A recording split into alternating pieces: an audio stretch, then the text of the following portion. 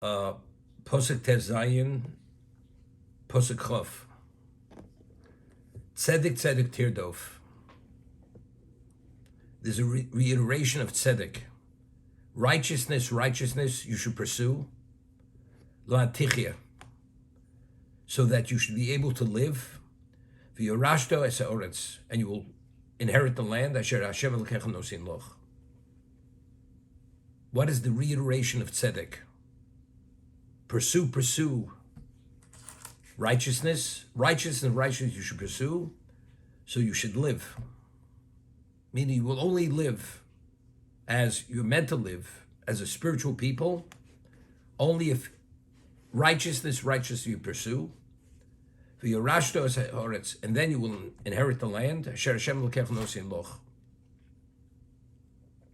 So Rashi in his commentary cites the Sifri, but the Gemara explains it, elaborates and elucidates it a little bit more.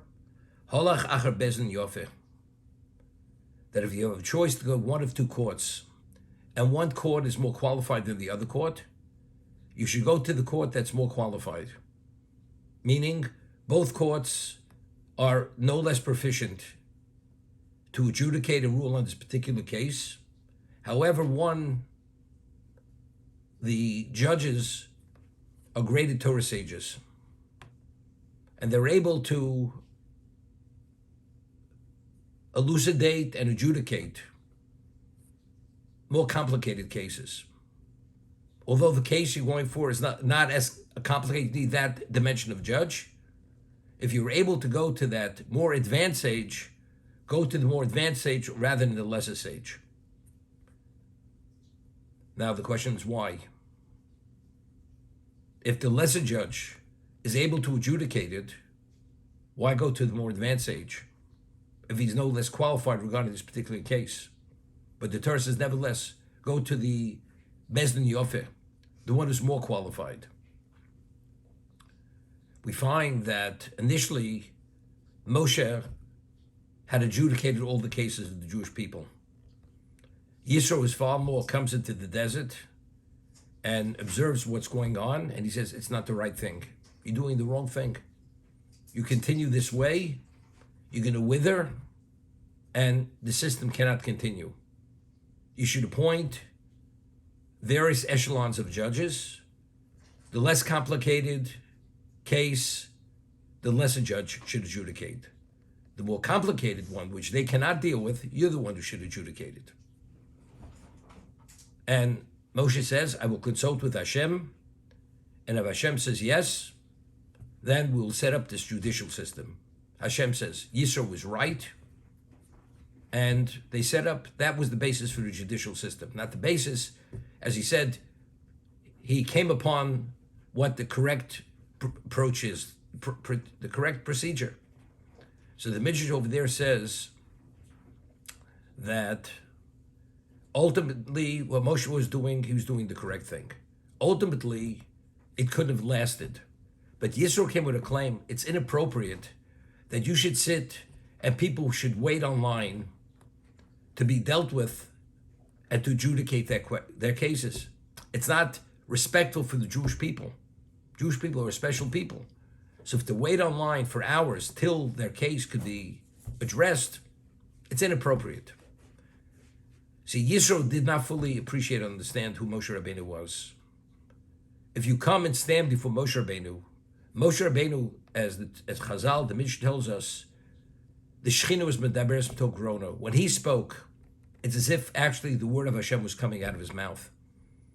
Once you exposed to him and you had that level of contact with him, you became a different person. The influence and the impact and the effect of anybody who was in his presence, his level of spirituality, his capacity of spirituality increased many fold. And Moshe understood that. So waiting online, even for hours or days, so your case should be addressed by Moshe Rabbeinu, stand before him and he will ask you questions. The value of that has greater value. There's no such thing as it's not respectful for the Jewish people. That is the ultimate. If a person, God forbid, has a doctor appointment and only this expert doctor could deal with that particular illness, and he has to diagnose it. That person will wait days. If that person knows that this is the only person who can diagnose it, he'll wait days, and it's not a disrespect that the doctor's making the person wait because he has to tend to other patients which come before that person. That's not disrespectful. Well, get a less qualified doctor. Less qualified doctor doesn't have the experience and the diagnostic skills that he can make that evaluation. But Hashem says factually, even though that may be the case that he doesn't understand, that ultimately it can't continue, because if you want the system to continue, you have to create the system. That's what it's about. Tzedek Tirdof. The Gemara tells us in Sanhedrin that when you stand before the court which is ordained by Moshe Rabbeinu, they're referred to as Elohim, which is the name of Hashem. But Elohim, in this context, does not mean God. It means the judge that's ordained with the ordination of Moshe Rabbeinu. Only that judge, David Bel says in Tilim, Elokim Nitzav Vadas Kel. When these judges, they convene to decide and adjudicate a case, God's presence is there. So when you stand in the presence of that court, you're standing in the presence of the Shekhinah. That's what you're doing. Tzedek Tirdof. The greater the court, the greater the sages, if you're able to choose a more qualified court, not that the lesser court is not qualified to adjudicate the lesser case. They're fully qualified, but nevertheless, it's a different dimension of judge. And because it's a different dimension of the judge, more proficient, a greater Torah sage, the effect and the actually interaction is a different interaction. Therefore, tzedek tirdof. The Midrash says, we say every morning in Psukim de Zimra, that we quote a pasuk from David, that the laws which we were given, the nations of the world are lo yodom. They're not aware of those laws. Only we're aware. So the Midrash asks, what do you mean the laws, which means of dinim, monetary laws, or other laws where a person has to be prosecuted or defended? What do you mean they don't know the laws? They also, the laws, one of the 7 Noahide laws is mishpatim, is dinim. They have to establish a judicial system. So what do you mean lo yodom? What do you mean they're not aware of it? So the Midrash answers that for a non-Jew, a single witness is sufficient to be credible evidence. For a non-Jew, a relative is qualified to testify. For a non-Jew, even a single judge is qualified to preside over the case and render a verdict, to judge the person. For Klal Yisrael, we need 2 qualified witnesses. There are many criteria you have to meet that it should be credible evidence. For monetary, you have to have a bezdin of 3 judges. For death penalty, you have to have a bezdin of 23 of ordained judges. As I said, and the Sanhedrin Gedolah, the High Court of Israel, which is comprised of 70 plus a presiding judge, they have to convene in the chamber of cut stone. Only then the lesser courts could actually rule on laws of capital crime. It's a whole different standard. Now, what's the reason? What's the reason? You know, there's certain laws, the Torah says, acharab lahatos, you go after majority. I gave you the case that we've discussed many times. If you have 10 kosher, you have 10 butcher shops in the community. 9 are kosher, 1 is not kosher. And you find meat on the street. Package of meat, and it has no identification. So don't know from which shop did it come. So you have a ratio of 9 to 1. 9 kosher shops, 1 non-kosher shop. Are you permitted to eat the meat? So the Gemara tells us in a number of locations, acharab lahatos, the Torah says when you have an irresolvable question, you have a right to go after probability. And since it's a 9 to 1 ratio, the probability is that that package of meat came from the kosher shop and you're permitted to eat the meat. Even if afterwards you should find out, after you eat the meat, that the meat was not kosher, you did not violate the law. Because Rove, the law of probability rules, that meat is kosher meat. So what you did at the time was fully permitted. That's the principle of Rove. But yet, even though we have, regarding laws of permitted, not permitted, you have a right to rely on probability, but regarding other things, we don't rely on probability. As we discussed, Ein Holchem Momen Acharov, that if you have a majority, probability says that probably was your intent when you purchased the animal. It was for plowing, it was not for slaughtering. If the seller already has the money, you cannot extract your money from the seller. Although majority of people, when they buy oxen, they buy it for plowing and not for selling. Where you find out afterwards the ox was a gora. Where the buyer wasn't clear at the time that he purchased the animal that he was buying it for agricultural purposes, not for slaughtering. Because Acharab Hatos cannot extract money. There you need credible evidence, which are witnesses. Something not kosher, yes, no, a single witness is believed. A non-qualified witness is believed. A woman, a relative. For monetary or laws of marriage or contracts, all that, you have to have two credible witnesses. And they have to meet certain criteria. Why? Now, we discussed in the past, the Nesivis tells us that there is a concept, the Gemara tells us in Yevomus, that if a person comes back from war and he testifies that he witnessed the person being killed. And that region, there was a war going on, he's not believed to say that the person died.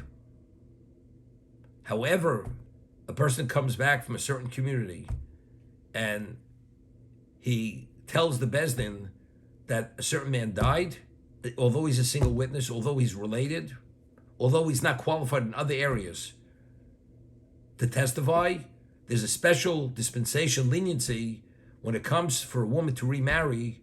Even a single witness is believed, even a relative is believed. Why? Because since this woman is going to remain a chained woman, meaning she's never going to be able to remarry, so for the sake to allow her to get married, they nullify the marriage retroactively based on the testimony of one witness, although on a Torah level he's not qualified. So if she does remarry, the reason why she's permitted to remarry is because they actually had annulled the marriage. But yet, if that same single witness comes back from a region where there was a war going on, he's not believed. Why? So the Gemara says, because if a war is going on and we see things, we perceive things, we may not perceive them accurately. It's called bididami. Everybody has his own take on something. A person was wounded because it was such a serious moment. He says he was mortally wounded.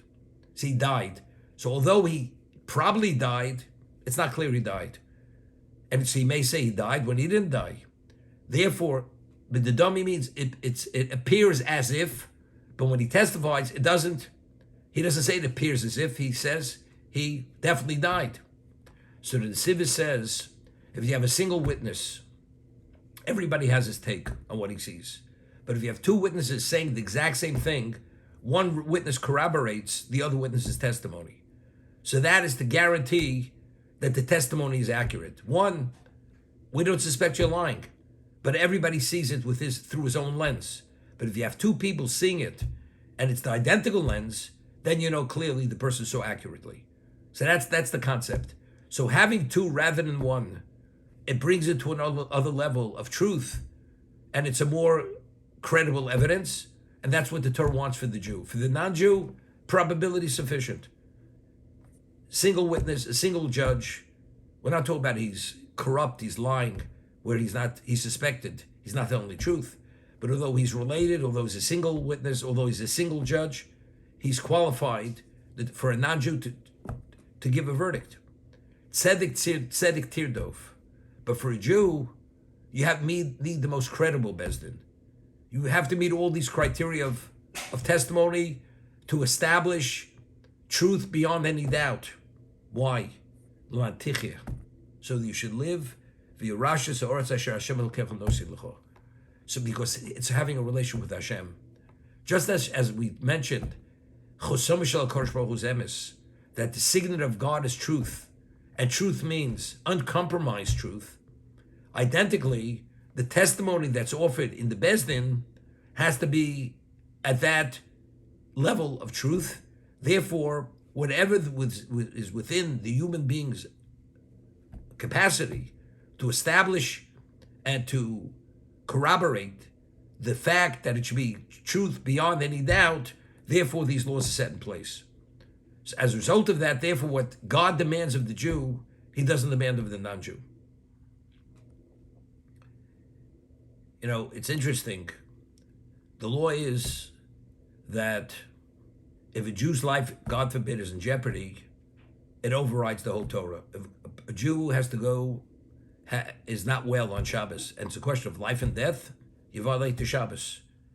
If he has to eat non-kosher, and if he doesn't, he will, even questionably, he may die, he eats non-kosher. Why? Because Torah says, v'chai b'hem. You should live by my Torah, not die for my Torah. So v'chai b'hem, the human life is always the overriding factor, except the three exceptions. Gilei arai, shvichas dam, and avodah zarah. Adultery, incest, idolatry, and murder. And the Gemara tells us in Psochim and Sanhedrin that the Jew was given an ultimatum by a non-Jew. Either you kill so-and-so or we kill you. So over there it's a question of his life, and it's no question, his life's at stake. Is he permitted to take the life of another Jew to save his own life? So the law is he's not permitted. Why?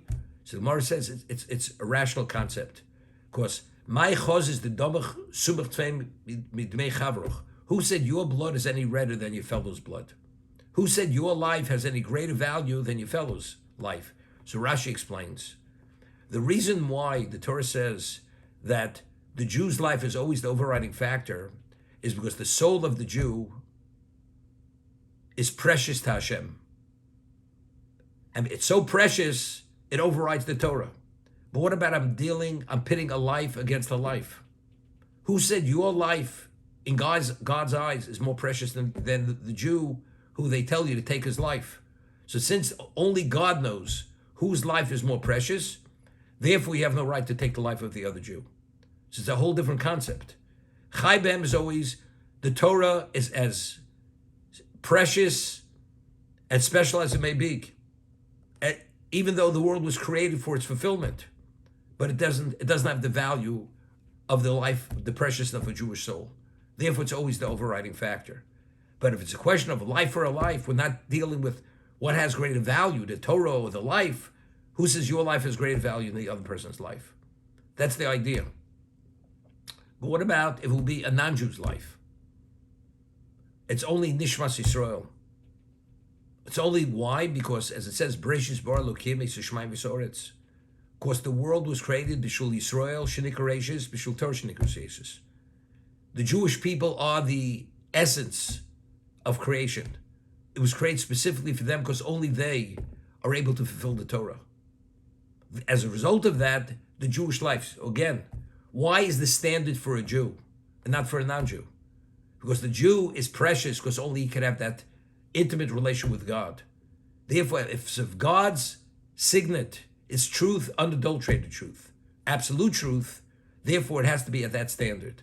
Therefore, what the Torah demands of the Jew regarding testimony or the court system or all these issues, it has to be beyond any doubt, because only then could you inherit the land which God gave you.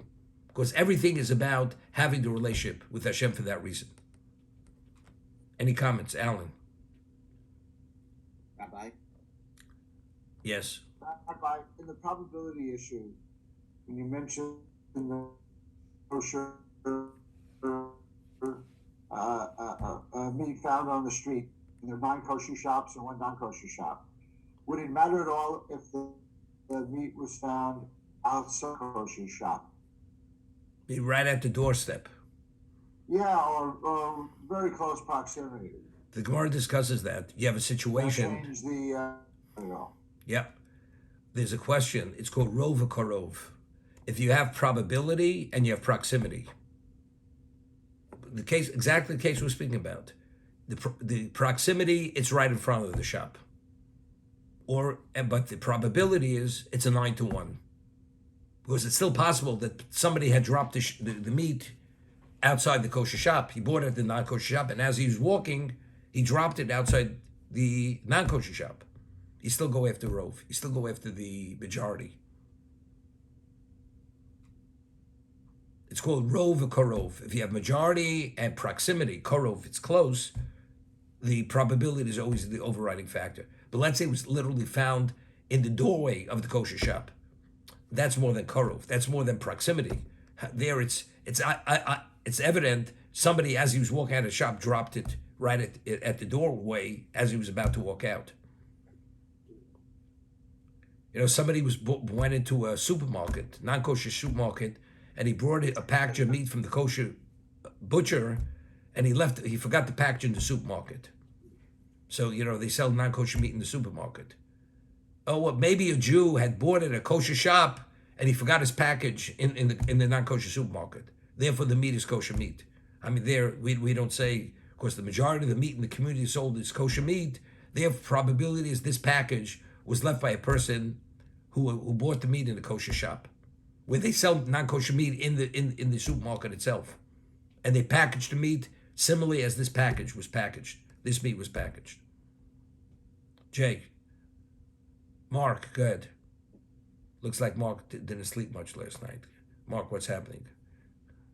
No, I was up late last night, Robert, just dealing with some stuff in New York. But just two things. So these are, I think, yes or no questions. So if a Jew's faced with the choice between killing a non-Jew or being murdered, the answer is... The internet, I don't think, is great here. Hello? Alan? It's frozen. I'm sorry. Could you not hear me? I apologize. No, it's the internet. I'm at a hotel. That's the reason. I don't think the internet here is even worse than yesterday. How's the internet, Jay? I'll try one more time. Try. I heard what you asked. I heard what you asked. Okay. I'll tell you a story. There's a work of essays or responsa. It's called Chuvas Mimamakim. It's responsive from the depths. There was a shul on the Lower East Side. It was called Beis Medrash HaGadol. The rabbi was called, his name was Rabbi Oshri.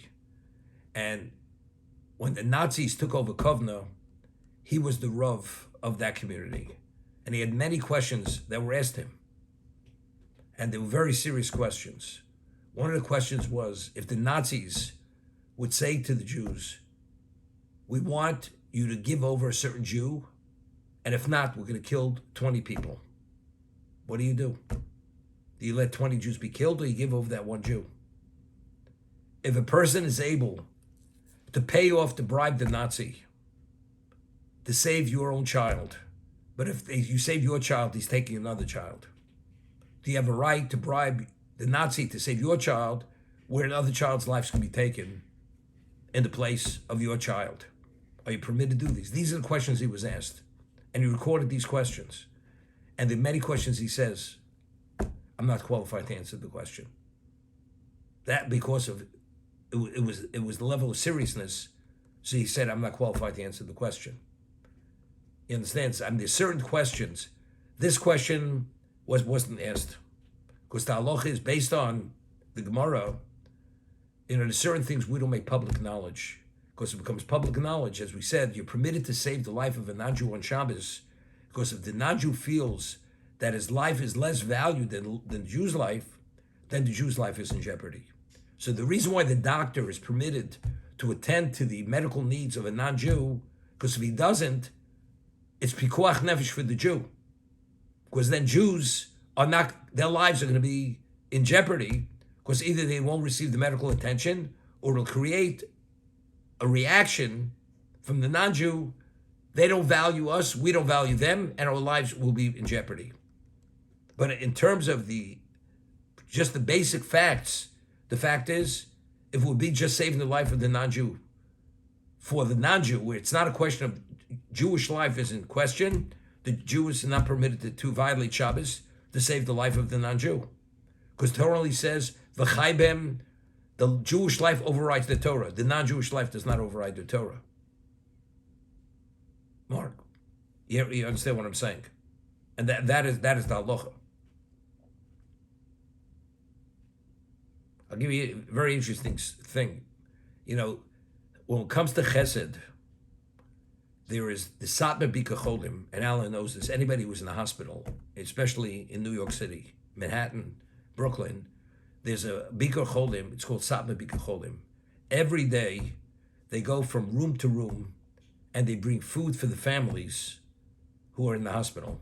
Not only for the patient who's not well, even the family that's in the room or the family that's going to be with the patient, they will bring food for him every day of the week, even for Shabbos meals. And it's given with such consideration and with such sensitivity that if they give you, are you satisfied? Do you want more? Would you want another menu? I mean, it's not to be believed the level of chesed they do and the way they do it. So I remember many years ago, my father was in the hospital, nothing very serious, and the Satmar Bika Cholim comes, and it wasn't a private room, so he had another patient was there, not Jewish, and the family was there, and the woman comes in, and she comes in with sandwiches. And of course, my father was the patient, so he was on a special whatever it is, he couldn't eat it. But my mother, maybe another family member was there, and they said, would you have some food? And they gave the sandwiches.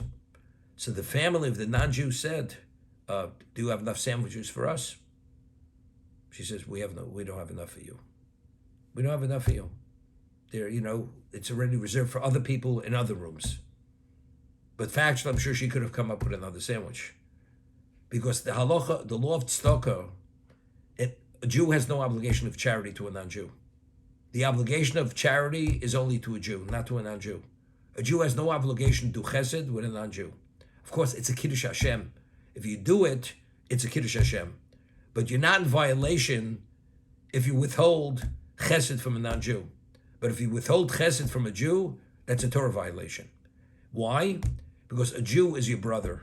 The non-Jew is not your brother. We're responsible for one another. And therefore, if we can help one another, as it says, the prophet says you should not abandon your flesh. And when you're in a position to help and you don't, that's like turning your back on your brother. And the Torah says a Jew is not permitted to turn his back on his brother for that reason. Mark, you satisfied with that or not? Excuse me.